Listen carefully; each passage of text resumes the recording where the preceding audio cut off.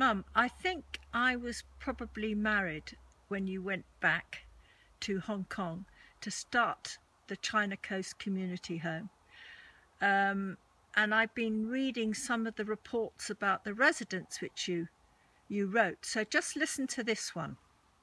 Mr. Cooper, he's so much better since I was able to clear his bowels. Relationships between him and Mrs. Manley are still dreadful.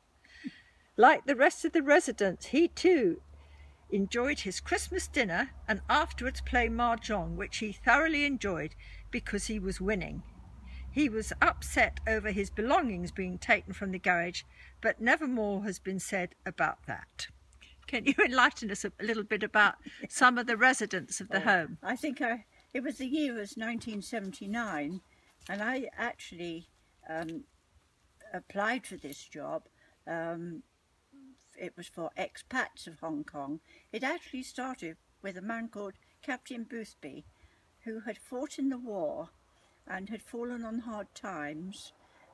He was a bit of a drink alcoholic, but after the war, Hong Kong was home to him, and so he stayed in the Mariners Club. All he had was the British pension, which was very little, nothing more.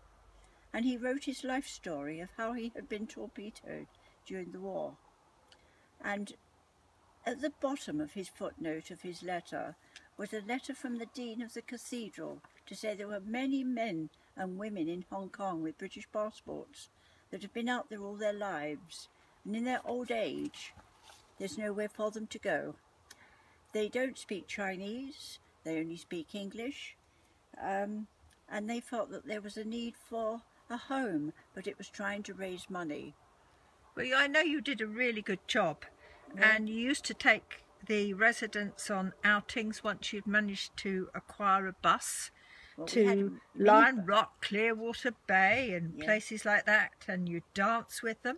Yes. And I think Lady Cater was quite involved with the home, wasn't she? Lady Cater and also Lord and Lady Kadori, who were the founder members of it. But as I say, I had no training. I went to a council home here first to see how they ran. I went to a private nursing home to see how they ran. And so out of that, I've sort of got my own knowledge. But yes, I think I was given the worst 7 residents that they could have been. But what I used to do, I used to go and meet them in their homes where they lived and suggest what they should bring in when they came. They used to arrive and their suitcases would be full of cockroaches. And I think the first thing I would want them to do was to have a bath. But I mustn't say that for all of them. Wasn't that the same for Mrs. Harveston? She was found in a box. Mrs. Harveston was found in a box by 2 English boys, and she was almost blind. And so she went into the army hospital where they did cataracts. They did not think that she would settle in the China Coast, but she did, and she was one of my best residents.